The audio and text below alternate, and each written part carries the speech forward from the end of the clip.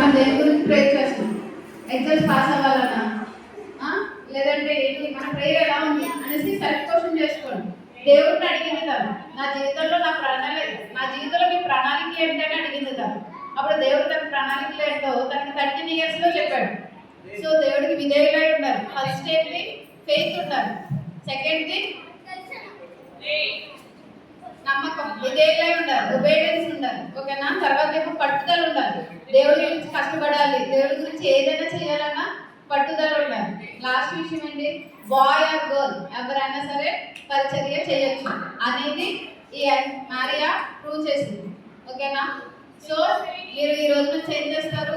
దేవుడి దగ్గర ప్రేయర్ చేసినప్పుడు ఏమని ప్రేయర్ చేస్తారు? ఏసయ్యా ఎగ్జామ్స్ బాగా రాయాలి, ఏసయ్యా నాకు ఈ టాయ్స్ కావాలి, అవైనా ప్రేయర్ చేస్తారు. సో దేవుడి దగ్గర మన ప్రణాళికలు అంటే ఈ ఏజ్ నుంచి అడిగితే, మేము అడిగితే కదా, చిన్నపిల్లలు అడిగితే దేవుడు ఇంకా ఎక్కువగా వింటారు. మీ ప్రార్థనలు ఇంకా డైరెక్ట్గా వెళ్ళిపోతాయి దేవుడి దగ్గరికి, అసలు ఏ బ్రేకులు లేకుండా. ఓకేనా?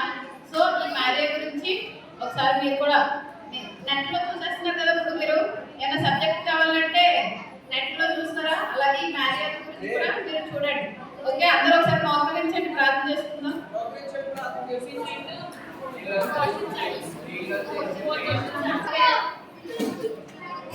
ఓకే, అందరూ మోకరించండి. అరే వస్తున్నాం ఏంట్రా? ఉదయం నుంచి దినవర్గం కష్టపడి స్తోత్రాలు వేసే ఇప్పుడు వరకు జరిగిన ప్రతి విషయంలో వేసే మీకే మహిమ ఘనత వచ్చేలా ముందుకు స్తోత్రాలు వేసే. మీరు మాట్లాడిన ఈ పరిచర్య గురించి వేసే, ఈ మిషనరీ స్టోరీ గురించి ప్రార్థన చేస్తున్నాం. ఈ మ్యారియలాగా వేసి మమ్మల్ని నిలబెట్టండి వేసే. ఎవరైనా సరే పరిచర్య చేయొచ్చు అన్న ధైర్యాన్ని మాకు నింపారు వేసే. నిజమే వేసే, మా జీవితంలో మీ ప్రణాళికలు ఏంటో మాకు తెలియజేయండి వేసే. మేమందరూ మీ రాజ్యం గురించి శ్రమించేలాగా, కష్టపడేలాగా, మీ రాజ్యంలో మేము చేర్చేలాగా జనాన్ని మమ్మల్ని ఉంచమని కూర్చున్నాం వేసే. అందరినీ దీవించండి, ఆశీర్వదించండి. ఈ పిల్లల చుట్టూ మీ దాన్ని కట్టపు కలిసి ఉంచమని కూర్చున్నాం వేసే. వీళ్ళందరికీ మంచి ఆరోగ్యాన్ని, శక్తిని, బలాన్ని అనుగ్రహించండి వేసే. మంచి తెలివితేటలను, జ్ఞాపక శక్తిని అనుగ్రహించమని కూర్చున్నాం వేసే.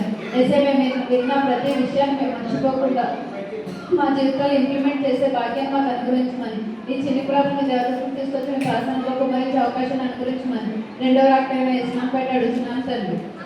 ఆమేన్.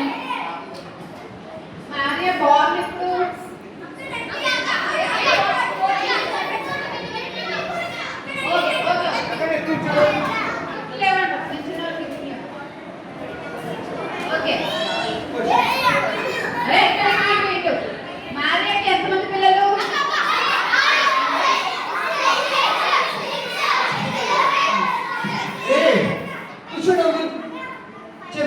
కూర్చోండి.